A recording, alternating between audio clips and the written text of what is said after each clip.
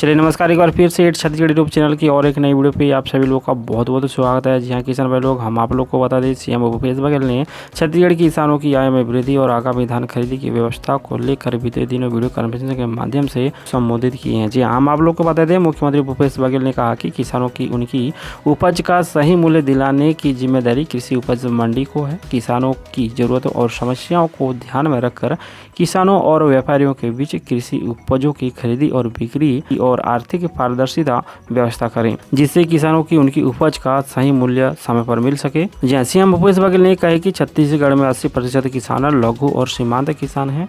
इन किसानों की उपज के सही तोल और सही मूल्य में साथ ही खरीदी की व्यवस्था सुनिश्चित की जिम्मेदारी मंडियों को है।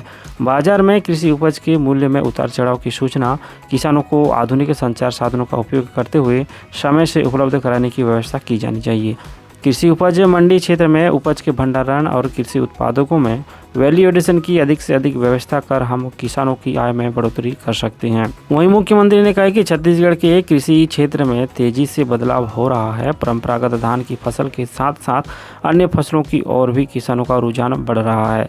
यह अच्छे भविष्य का सुखद संकेत है। ऐसी परिस्थितियों में किसानों को सही सलाह और सुझाव देने की आशंका है ताकि वे अधिक लाभकारी फसलों का चुनाव कर सकें।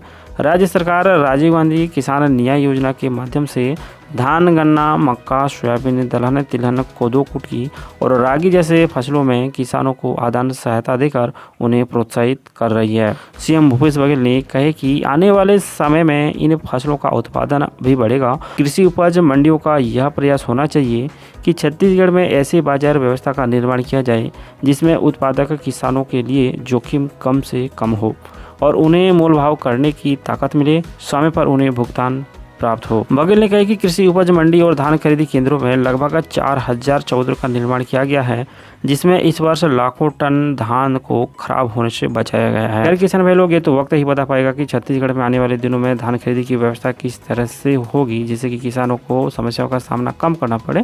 और जैसे कि बात और खबरें इन दिनों चल रही है चर्चा पर कि किसानों को उपज सही मिले, सही समय पर मिले, सही दाम मिले, उसको लेकर सरकार कैसे कदम उठाती है और क्या व्यवस्था रखती है और किसानों को कितने जल्दी उनके खातों तक पैसे पहुंचाती है, ये तो आने वाला वक्त ही बता पाएगा। और आप भी अपना विचार नीचे कमेंट बॉक्स पर जरूर से रख सकते हैं। चैनल को अगर आपने अभी तक सब्सक्राइब नहीं किया है तो सब्सक्राइब जरूर से कर लीजिए। वीडियो को लाइक और शेयर भी जरूर से करके रखिए। किसानों से जुड़ी तमाम लेटेस्ट खबरें और अपडेट लगातार हम आप लोगों तक चैनल के माध्यम से वीडियो के जरिए पहुँचाते रहते हैं। मिलते हैं अगली वीडियो पर। नमस्कार।